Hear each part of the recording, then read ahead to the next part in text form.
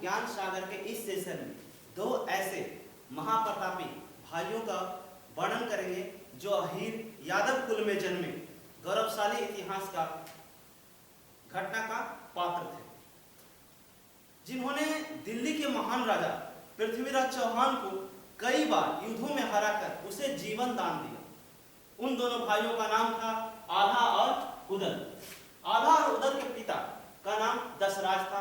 दशराज जो बुंदेलखंड क्षेत्र के राजा परमाल के प्रमुख सेनापति के पद पर काम करते थे। यानी बुंदेलखंड के जो राजा थे परमाल, उनके राज्य में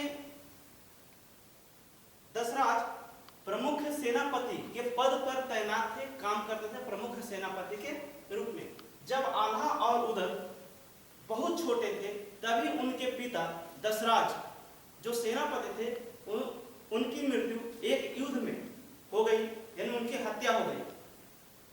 जब आल्हा उदल के पिता की मृत्यु हो गई तब आल्हा उदल का जो पालन पोषण था बुंदेलखंड की राजा परमाल की पत्नी रानी मल्हाना ने किया था। बड़े होकर ये दोनों भाई बलवान और साहसी बने। ये इतना बलवान थे कि लोग इन्हें महाभारत काल के प्रमुख योद्धा युधिष्ठिर और भीम का अवतार मानते थे।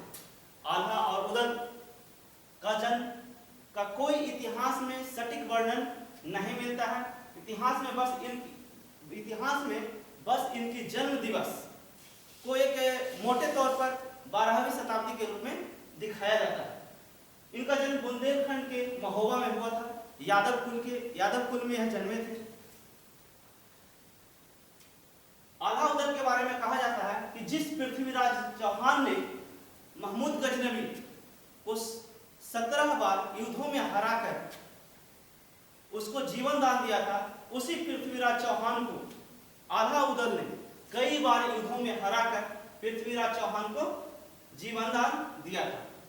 उसी पृथ्वीराज चौहान को 1182 ईस्वी में हुए एक युद्ध महोबा का युद्ध, जिसे हम बैरागढ़ के युद्ध के नाम से भी जानते हैं।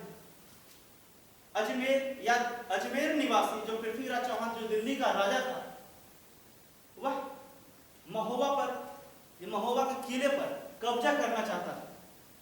और उस समय महोबा बुंदेलखंड क्षेत्र का एक हिस्सा था और महोबा के जो सेनापति थे वही दोनों भाई आल्हा और उदल थे। कहानी इस प्रकार है कि पृथ्वीराज चौहान महोबा के किले पर कब्जा करना चाहता था और उसके लिए पृथ्वीराज चौहान ने अपने कुटिल सेनापति चामुंडा राय को साथ में लेकर या साथ मिलाकर कई लाख सैनिकों के साथ महोबा पर आक्रमण कर दिया। महोबा के सेनापति आल्हा और उदल ने को जैसे यह सूचना मिली कि पृथ्वीराज चौहान ने उनकी जो किला है महोबा पर आक्रमण कर दिया है,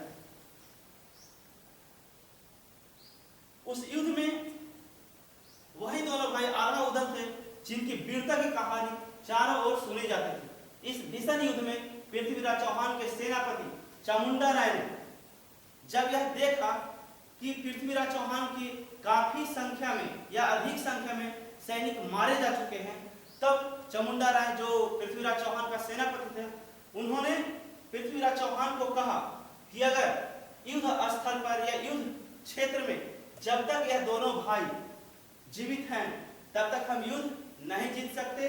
तभी पृथ्वीराज चौहान के सेनापति चामुंडा राय ने एक षड्यंत्र रचा और पृथ्वीराज चौहान से कहा कि किसी भी तरह इन दोनों भाइयों में से किसी एक की हत्या करना बहुत जरूरी है।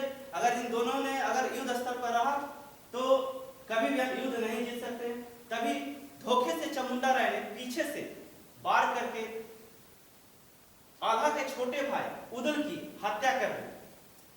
उदल की जैसे ही हत्या हुई, आल्हा गुस्से से पागल हो गए। उन्होंने बहुत कम समय में पृथ्वीराज चौहान की पूरी सैनिक सेना को तहस नहस कर दिया, पूरे सेना को मार दिया। फिर आल्हा ने क्रोध से भरकर या क्रोधित स्वर में पृथ्वीराज चौहान के सेनापति चामुंडा राय को ललकारा और चामुंडा राय का सर धड़ से अलग कर दिया, यानी चामुंडा राय की हत्या कर दी। चामुंडा राय की हत्या के बाद आल्हा ने पृथ्वीराज चौहान को युद्ध में हराकर उसे बंदी बना लिया। पृथ्वीराज चौहान को जब बंदी बनाया गया तब आल्हा की जो सेना थी, आल्हा और उदल की जय जयकार करने लगी। आल्हा ने पृथ्वीराज चौहान को बंदी बनाकर अपने राजमहल लाया। वहां पर आल्हा के जो गुरु थे, गुरु गोरखनाथ, उनके कहने पर आल्हा ने पृथ्वीराज चौहान को जीवन दान दिया। आल्हा के जो छोटे भाई उदल थे, आल्हा अपने छोटे भाई उदल से बहुत प्रेम करते थे। जब उदल की हत्या हो गई तो आल्हा का मन राजपाट में नहीं लगा। तब आल्हा ने राजपाट को त्याग कर अपना संन्यास जीवन जीने लगे।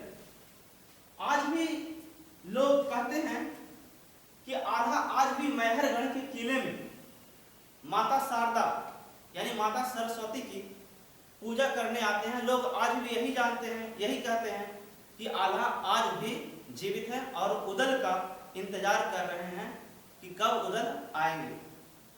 अगर आपको इस सेशन में यह वीडियो अच्छा लगे तो आप इस चैनल को लाइक और सब्सक्राइब कीजिए।